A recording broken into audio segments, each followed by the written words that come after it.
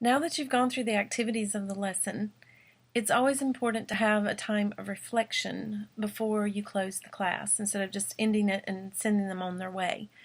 And in reflection, it's basically the closure of the class. And what you do is you link it back to their prior learning.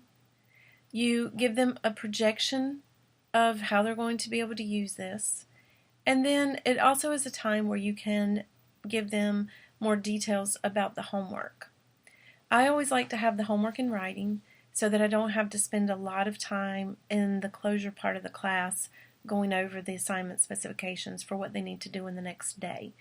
And that also teaches them to read, understand, and how to comprehend the way that homework assignments are given. And so that is an important part.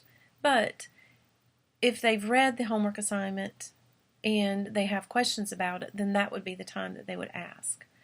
Because in the beginning of any semester that I teach, I always explain to the students that their homework is always posted well in advance. I usually post 8 weeks of assignments at one time, so they always know the next day's homework well in advance.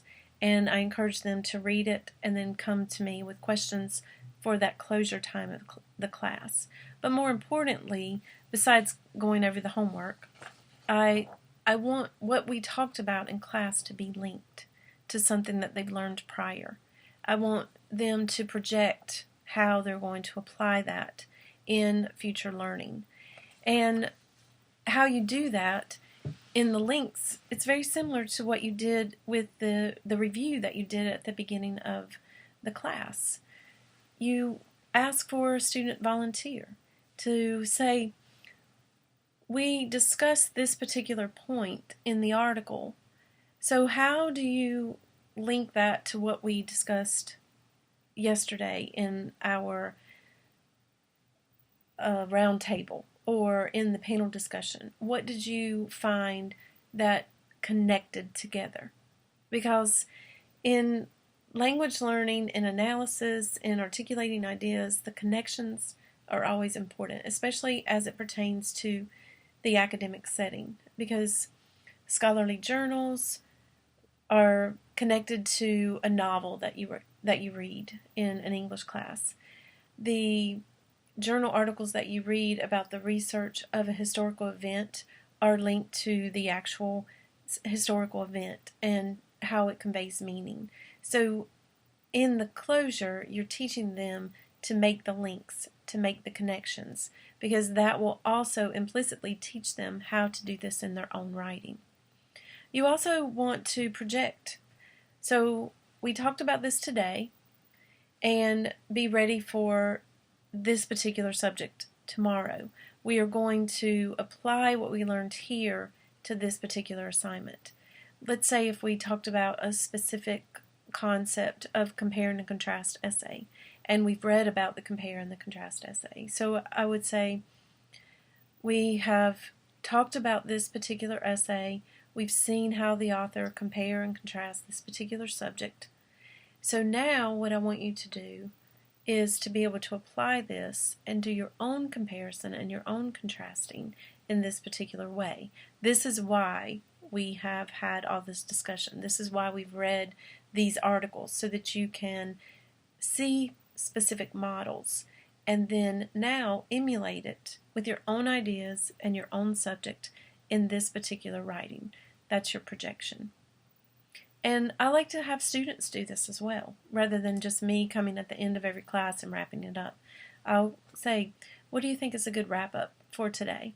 What do you see that we're going to be able to project this, knowing what the homework assignment is? How do you see what we talked about, what we learned today? How are we going to project that into what we are going to be studying in the future for maybe the very next homework assignment, or the very next class assignment, or the major project that we're getting ready to work on?